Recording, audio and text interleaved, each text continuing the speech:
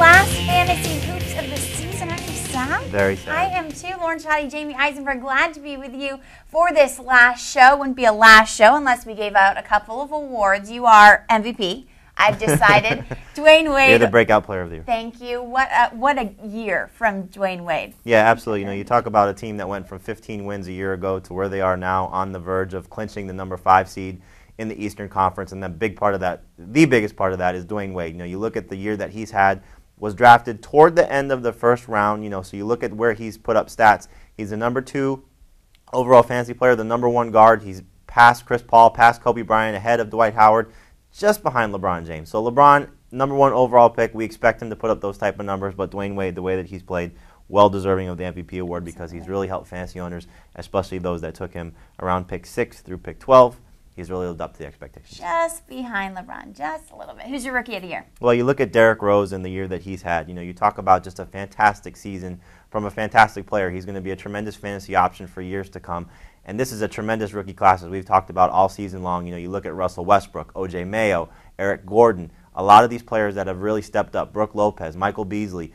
All these players are going to be very solid fantasy options down the road. But you look at the year that Rose has had. He's really helped Chicago get into the playoffs. They're really playing at a high level right now. We thought there was going to be some shared time between him and Kirk Heinrich, but Rose has really just taken off and taken over, leading this rookie charge, and he's the best rookie this year, best fantasy rookie this year. He deserves that award. Jamey, who really made a comeback this year, your fantasy comeback player of the year? You know, this has been a big surprise because we thought Shaquille O'Neal was going to have a big fall off. You know, going to Phoenix, not being able to keep up with their running style. They went through a coaching change during the middle of the season. You know, they tried to really accommodate Shaq early in the year, and that's why he put up the numbers that he did. And then they go back to a running style, and he really didn't drop off at all. It helped that Amari Stoudemire obviously missed half the season with the eye problem. You know, when he got hurt, they really leaned on Shaq a little bit. Now, you're not going to have a lot of value from Shaquille O'Neal, as we'll see going forward for the last week of the season, but looking at the way that he's played so far this year, you know, you drafted him as a number 2 center. He's going to finish in the top 10 of fantasy centers, Lauren, and that's just really amazing because you're looking at where he is right now.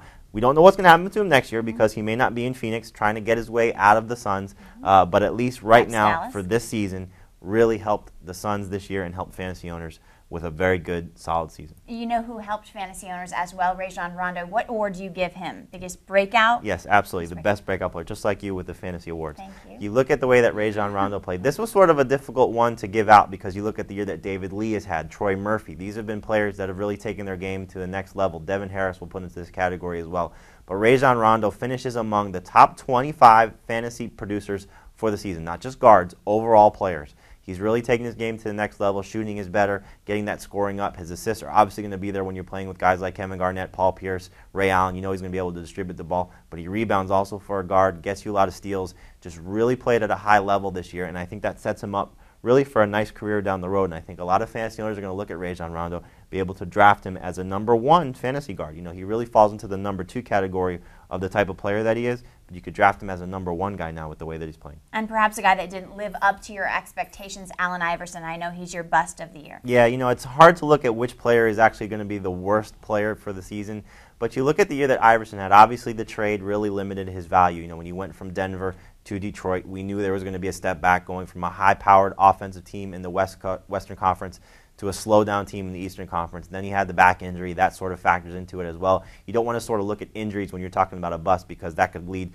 to a lot of players being bust this year. But Iverson's total package, his total season so far, he went from a number 1 fantasy guard to someone that even when he was active, he didn't want to play most weeks because the scoring was down, the assists were down, just did not fit in with Detroit, going again with the trade that really hurt his value. So you look at Allen Iverson heading into next year, really going to be a problem to see where he's going to go because he needs to have the ball in his hand pretty much for 30 minutes of the game. That's not going to happen at this point in his career. So his fantasy value is taking a huge hit going from where he was entering the season with Denver to where he goes into next year not knowing what's going to happen. We're going to see what happens next year. And we're also going to look ahead to the 2010 season and talk about your fantasy sleepers. Jamey, what do you have for me? Yeah, there's a few guys on this list I think that are going to help fantasy owners. A couple guys I think that you're going to notice that have had sort of breakout seasons toward the end of this year. Guys like Paul Millsap, who really stepped up his game this year, but if Carlos Boozer leaves, as we expect, leaves Utah, Millsap's going to get a starting spot, going to really take the next step in his game. Spencer Hawes obviously has had a good season since Brad Miller was traded to Chicago, and Spencer Hawes comes in now as a low-end number 1 fantasy center. That's something we never thought would happen,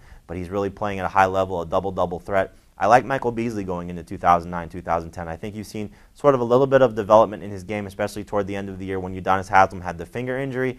Beasley getting a chance now to really get extended minutes, and I think that carries over into next season. You look at Mike Conley and the year that he's had, just a tremendous breakout player as well. Didn't take that huge step that we've seen from a guy like Rajon Rondo, but Conley really stepped up his game, and I think the coaching change in Memphis really helped that. We'll see what happens with their coaching situation next year, but I think Conley has a chance to shine. And then another rookie who really has stepped up his game, sort of gets lost a little bit in the Rookie of the Year conversation, and also playing for a lowly team like the Clippers, but Eric Gordon, just a really solid season, and I think another year under his belt coming into next season, going to be a really nice fantasy player for you. All right, let's talk about the Lakers last night. Andrew Bynum returns to the Lakers really didn't need him, but they do need him, but they were winning without him. That's their 5th straight win, I think. They're going to have to work him into playoff mode. Fantasy owners are going to be happy. Yeah, I think so. They only have one game this week, and I know we typically talk about the games as being the thing to watch, but you're looking at the final scoring period. There's only 3 days of games, Monday, Tuesday, Wednesday. He only has the one game in this scoring period, but I think as we see, the Lakers are going to feed him the ball, try to get him back, as you said, into playoff mode. So you look at what Bynum's going to be able to do. He should give you probably a double-double in that game. They're not going to really extend him too much because they want to make sure he is healthy for the playoffs, but I think you'll see Paul Gasol, Lamar Odom, Kobe Bryant, with only the one game, not going to play too many minutes. They're going to feed Bynum the ball, want to get him going, so I think he's a good start. And Cleveland's also looking towards the playoffs. Does that mean they're going to rest a guy like Big Z? Yeah, I think so. You look at Cleveland, you're talking about a team. I don't know if I'd be able to sit LeBron James when they do have 2 out of 3 games this week. So I think you're going to keep LeBron active. But some of the other secondary players for Cleveland, Zydrunas Ilgauskas being one of them, they're getting their guys back. Anderson Varejao, Ben Wallace, these guys coming back from injuries. Joe Smith there as well. So you're going to get limited production from Ilgauskas to begin with, and then the fact that they may be resting these guys. So I think the safe option is to sit a guy like Big Z this week. Same thing with Shaq. I think you're going to see the Suns not necessarily go out with all their players because, again, they're out of playoff contention. This is something that we talked about a lot, and now you're looking at it. It's coming to fruition. Okay, well, the Bulls are trying to make a final playoff push. What about Tyrese Thomas? Playing pretty well. Absolutely playing pretty well. You talk about a player who's really taking his game to the next level as well. He could fall into that breakout category.